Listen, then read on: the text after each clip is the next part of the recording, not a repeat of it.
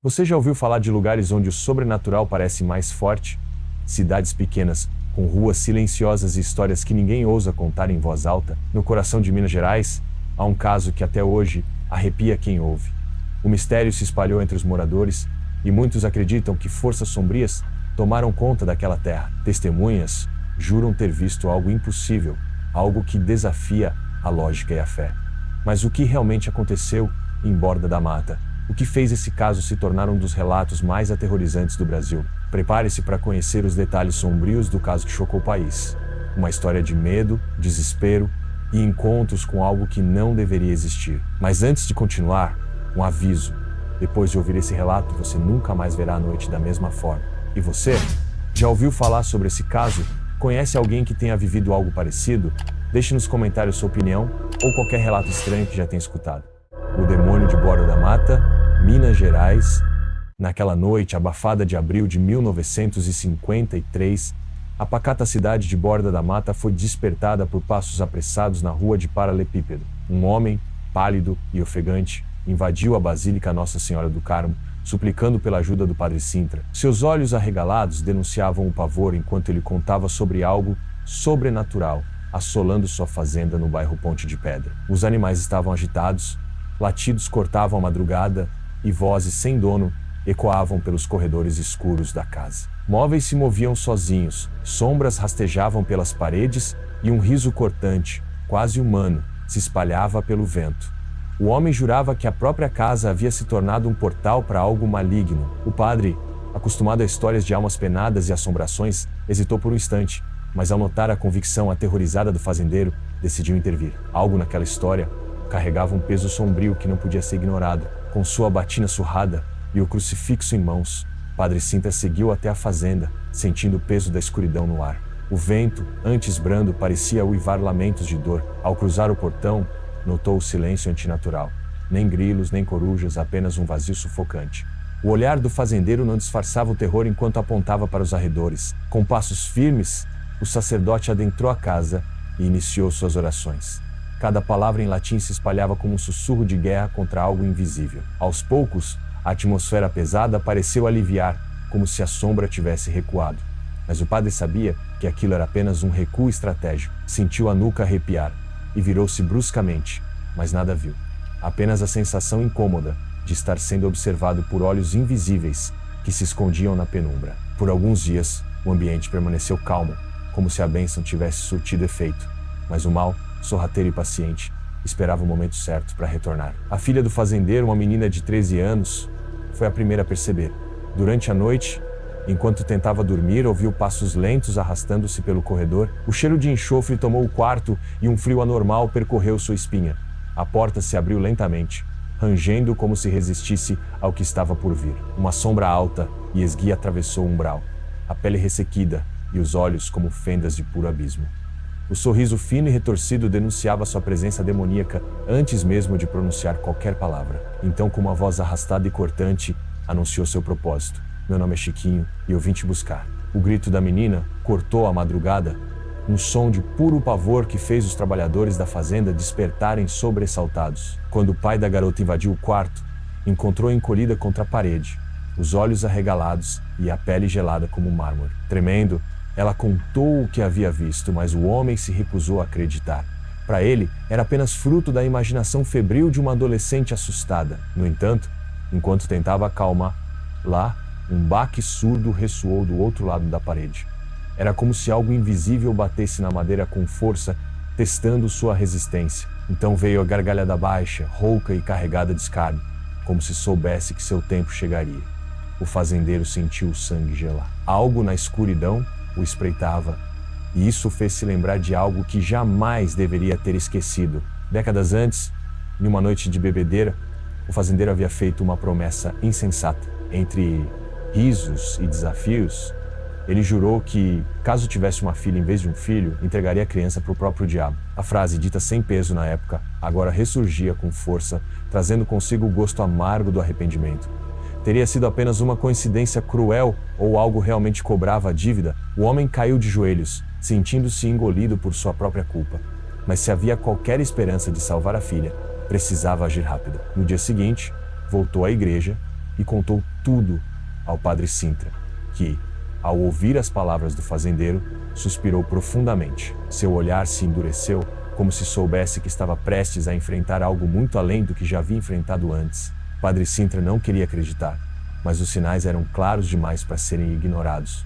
Ele decidiu buscar reforços e chamou Frei Belchior, um capuchinho italiano com experiência em batalhas espirituais. Juntos, os dois religiosos retornaram à fazenda, desta vez acompanhados por autoridades locais, que queriam confirmar se aquilo era um caso real ou apenas histeria coletiva. No momento em que cruzaram os portões da propriedade, o vento cessou, o silêncio tomou conta do ambiente e uma sombra pareceu atravessar os campos, observando-os de longe. Algo sabia que eles estavam ali. Algo aguardava ansiosamente o confronto. E essa seria apenas a primeira de muitas noites de puro terror. O grito da menina cortou a madrugada, um som de puro pavor que fez os trabalhadores da fazenda despertarem sobressaltados quando o pai da garota invadiu o quarto, encontrou-a encolhida contra a parede, os olhos arregalados e a pele gelada como mármore. Tremendo, ela contou o que havia visto, mas o homem se recusou a acreditar. Para ele, era apenas fruto da imaginação febril de uma adolescente assustada. No entanto, enquanto tentava acalmar, lá um baque surdo ressoou do outro lado da parede. Era como se algo invisível batesse na madeira com força, testando sua resistência. Então veio a gargalhada baixa, rouca e carregada de escárnio, como se soubesse que seu tempo chegaria. O fazendeiro sentiu o sangue gelar, algo na escuridão o espreitava, e isso o fez se lembrar de algo que jamais deveria ter esquecido. Décadas antes, em uma noite de bebedeira, o fazendeiro havia feito uma promessa insensata. Entre risos e desafios, ele jurou que, caso tivesse uma filha em vez de um filho, entregaria a criança para o próprio diabo. A frase, dita sem peso na época, agora ressurgia com força, trazendo consigo o gosto amargo do arrependimento. Teria sido apenas uma coincidência cruel ou algo realmente cobrava dívida? O homem caiu de joelhos, sentindo-se engolido por sua própria culpa. Mas se havia qualquer esperança de salvar a filha, precisava agir rápido. No dia seguinte, voltou à igreja e contou tudo ao padre Sintra, que ao ouvir as palavras do fazendeiro, suspirou profundamente. Seu olhar se endureceu, como se soubesse que estava prestes a enfrentar algo muito além do que já havia enfrentado antes. O padre Sintra não queria acreditar, mas os sinais eram claros demais para serem ignorados. Ele decidiu buscar reforços e chamou o Frei Belchior, um capuchinho italiano com experiência em batalhas espirituais. Juntos, os dois religiosos retornaram à fazenda, desta vez acompanhados por autoridades locais, que queriam confirmar se aquilo era um caso real ou apenas histeria coletiva. No momento em que cruzaram os portões da propriedade, o vento cessou, o silêncio tomou conta do ambiente e uma sombra pareceu atravessar os campos, observando-os de longe. Algo sabia que eles estavam ali. Algo aguardava ansiosamente o confronto. E essa seria apenas a primeira de muitas noites de puro terror. Naquela noite, a fazenda mergulhou em um silêncio sepulcral, como se até os insetos e pássaros soubessem que algo terrível espreitava na escuridão. Frei Belchior e Padre Sintra estavam preparados para iniciar a investigação espiritual, mas antes que pudessem iniciar suas preces, a casa gemeu como se estivesse viva, portas bateram sozinhas, os lampiões tremeluziram e uma rajada de vento gélido percorreu o ambiente. A filha do fazendeiro, ainda pálida e assustada, sussurrou entre soluços que o ser havia retornado. No mesmo instante, um barulho metálico ecoou pelo corredor, seguido de passos lentos e arrastados. Os padres trocaram olhares, sentindo no ar a presença de algo impuro, algo que não deveria estar ali. Foi então que a voz veio, baixa e zombeteira, sussurrando entre as frestas da porta. Vocês acham que podem me deter? O fazendeiro agarrou um terço, com as mãos trêmulas, o suor escorrendo pela testa, enquanto Frei Belchior se adiantava, empunhando um frasco de água benta. Ele aspergiu o líquido sobre a porta e começou a entoar orações em latim. O ar ficou denso, pesado, como se uma força invisível resistisse às palavras sagradas. Foi então que um estrondo ressoou pela casa e a porta do quarto da menina foi violentamente arremessada contra a parede. O que estava ali queria ser visto. Todos recuaram, o coração acelerado, enquanto uma silhueta negra tomava forma diante deles. Era alto, magro e com olhos que pareciam buracos sem fundo. A pele era ressequida, quase pegajosa, e a boca se contorcia em um sorriso que não deveria ser possível. O demônio havia se mostrado e seu olhar não demonstrava medo, apenas diversão. A criatura ergueu uma das mãos esqueléticas e apontou para a menina. Seu tom era sarcástico, carregado de um prazer doentio. Ela me pertence, disse, enquanto seus olhos se voltavam para o fazendeiro. Você me prometeu. Eu apenas vim cobrar. O homem caiu de joelhos, lágrimas escorrendo pelo rosto. O peso da culpa era insuportável. Padre Sintra, sentindo a opressão crescente, ergueu o crucifixo e se aproximou com coragem. Em nome da Santíssima Trindade, eu ordeno que revele seu nome. A entidade riu, um som seco e distorcido. E então sussurrou a resposta que gelou a alma de todos ali. Meu nome é Chiquinho e eu nunca fui embora. O ar pareceu ser sugado do ambiente e as velas se apagaram de uma só vez. A fazenda inteira foi engolida pela escuridão. A escuridão na fazenda era absoluta. Um véu impenetrável que tornava impossível distinguir formas ou movimentos. O silêncio que se seguiu ao apagamento das velas foi tão profundo que parecia pesar sobre os ombros de todos. A única coisa que quebrava a quietude era a respiração acelerada da menina e o murmúrio contínuo de Padre Sintra, que repetia orações sem cessar. Frei Belchior tateou no escuro até encontrar um lampião, acendendo-o com as mãos trêmulas. A luz bruxuleante revelou o terror estampado nos rostos dos presentes. Mas então algo se moveu no canto do quarto. Não era humano. Um vulto disforme e esquelético rastejava pelo chão, suas articulações estalando de forma antinatural, como se seus ossos se realocassem a cada passo. O ar ficou pesado, carregado de enxofre, e então veio a gargalhada. A criatura se ergueu lentamente, sua forma oscilando, como se o próprio tecido da realidade não fosse suficiente para conter os olhos negros e fundos brilhavam de satisfação enquanto encaravam o fazendeiro, que parecia paralisado pelo peso da própria promessa. Você não pode fugir de mim, sibilou Chiquinho, sua voz reverberando pelas paredes. Padre Sintra não hesitou. Com o crucifixo firme em mãos, avançou contra a entidade, recitando versos da Bíblia em latim.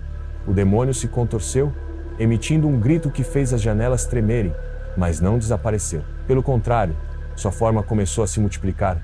Sombras surgindo em diferentes partes da sala, como se houvesse dezenas deles cercando-os. Frei Belchior jogou mais água benta em direção à aparição, mas Chiquinho apenas riu, zombeteiro. Isso não será suficiente, disse ele, antes de desaparecer por completo, deixando apenas o cheiro fétido de enxofre no ar. O silêncio voltou a reinar, mas a paz era ilusória. Padre Sintra sabia que aquilo não havia terminado. O exorcismo precisava ser realizado, mas a presença maligna era forte demais para ser enfrentada ali na casa já corrompida. Eles precisavam de um local sagrado, de uma força maior que os protegesse. Foi então que tomaram uma decisão arriscada: levar a menina até a igreja de Borda da Mata, onde poderiam enfrentar Chiquinho em um território consagrado. Mas a entidade sabia dos planos deles e não deixaria que a levassem tão facilmente. Enquanto preparavam a menina para a viagem, um barulho veio do lado de fora, o som seco de cascos contra a terra. Algo estava esperando por eles na estrada. A estrada até a igreja parecia se estender infinitamente sob o céu negro de Borda da Mata. O vento cortante carregava sussurros indistintos, vozes que pareciam chamar pela menina. O cavalo que puxava a carroça relinchava nervoso, sentindo a presença maligna que os acompanhava. Frei Belchior e Padre Sintra mantinham-se em prece constante, mas sabiam que a entidade não os deixaria chegar facilmente ao destino. De repente, um estrondo ecoou entre as árvores, e a carroça parou bruscamente. O cavalo se recusava a avançar, tremendo de medo. No meio da estrada, uma figura alta e disforme os esperava. Os olhos vermelhos brilharam na escuridão, e então veio a voz, mais profunda e odiosa do que antes. Vocês não podem tirar lá de mim. Frei Belchior agiu rápido, jogando água benta na estrada e desenhando um círculo de proteção ao redor da carroça. Chiquinho avançou, mas se deteve ao tocar o limite da bênção, soltando um grito gutural que fez as folhas das árvores se agitarem violentamente. Mas ele não desistiria tão fácil. Com um movimento abrupto, as rodas da carroça se soltaram e a madeira rangeu como se fosse estilhaçar. O fazendeiro segurou a filha com força, enquanto os padres tentavam controlar os danos. Foi então que Padre Sintra ergueu o crucifixo e, com uma voz firme, ordenou: pelo poder do Altíssimo, eu te expulso desta terra. A criatura recuou por um instante, suas feições contorcidas de ódio, mas em seguida explodiu numa gargalhada. Ainda não, padre. Ainda não. Num piscar de olhos, desapareceu, deixando para trás apenas o cheiro de queimado e a certeza de que aquilo estava longe de acabar. A chegada à igreja foi um alívio temporário. A menina, exausta, foi levada até o altar, onde os padres preparavam o exorcismo. A igreja parecia proteger luz mas a sensação de que algo os vigiava persistia. Frei Belchior acendeu velas e começou a liturgia sagrada. Enquanto o padre Sintra posicionava os objetos sagrados ao redor da garota, ela tremia, seus olhos vazios, como se estivesse em transe. Quando a primeira oração foi entoada, o ambiente ficou gelado. Um estrondo sacudiu as portas da igreja e a madeira começou a rachar. O ar se encheu de um chiado agonizante. E então, como um raio, Chiquinho se materializou dentro da igreja. Os bancos tremeram. As chamas das velas oscilaram violentamente. E a voz do demônio reverberou para as paredes. Vocês acham que este lugar pode me deter? O verdadeiro confronto havia começado. A igreja parecia estremecer sob a presença maligna que agora tomava forma diante deles. Chiquinho estava mais forte, sua silhueta deformada oscilava como uma sombra viva, os olhos flamejantes fixos na menina. Frei Belchior apertou o crucifixo contra o peito e iniciou as orações do ritual romano de exorcismo. A menina arquejou, o corpo enrijecido como se algo dentro dela lutasse para escapar. O ar ficou pesado, um cheiro de enxofre impregnava cada canto da nave. As velas se apagaram todas ao mesmo tempo, mergulhando-os em uma penumbra densa. A única luz vinha dos lampejos erráticos do relâmpago que cortava o céu lá fora, iluminando brevemente o rosto de Chiquinho, uma máscara de puro ódio e zombaria. Padre Sintra avançou com o crucifixo estendido, a voz firme enquanto recitava as palavras sagradas. Mas a entidade não recuava mais. Pelo contrário, ria, seu riso ecoando como uma centena de vozes sobrepostas. A menina começou a se debater violentamente, sua boca se abrindo para emitir um grito que não era seu. Um som gutural e impossível, vindo das profundezas do desconhecido. O vento soprou forte dentro da igreja, derrubando bancos e espalhando objetos pelo chão. Então Frei Belchior ergueu o frasco de água benta e despejou-o sobre a testa da garota, enquanto o padre Sintra pressionava o crucifixo contra sua pele. A reação foi imediata. A menina soltou um urro ensurdecedor e sua pele começou a se contorcer, como se algo dentro dela estivesse tentando rasgar lá por dentro. O tempo pareceu congelar quando Chiquinho soltou um último grito, um som tão estridente que os vidros dos vitrais se estilhaçaram. Então, tudo parou. A menina desabou no chão, exausta, os olhos agora lúcidos, mas cheios de medo. O silêncio que seguiu foi opressor. Frei Belchior caiu de joelhos, respirando com dificuldade, enquanto o padre Sintra permanecia imóvel, segurando seu crucifixo. O ar parecia mais leve, e a igreja, antes tomada por uma energia maligna, estava agora mergulhada numa calma sepulcral. Mas algo não parecia certo. Antes de desaparecer por completo, Chiquinho sussurrou uma última promessa. Eu voltarei quando ninguém mais acreditar em mim. Agora que você conhece essa história assustadora, fica a pergunta: será que realmente entendemos tudo o que acontece ao nosso redor? Quantos outros casos como esse podem estar escondidos, enterrados no silêncio de cidades pequenas? Talvez o desconhecido esteja mais perto do que imaginamos, apenas esperando o momento certo para se revelar. E você acredita que o caso de Borda da Mata foi algo sobrenatural? Ou há uma explicação lógica por trás de tudo? Já viveu ou ouviu um relato parecido? Deixe seu comentário e compartilhe sua opinião. Quem sabe, entre tantas histórias, podemos encontrar pistas para entender melhor esse mistério. Se você gosta desse tipo de relato e quer continuar explorando os mistérios do mundo, não se esqueça de se inscrever no canal e ativar as notificações. Assim, você não perde nenhum caso assustador e continua mergulhando no desconhecido.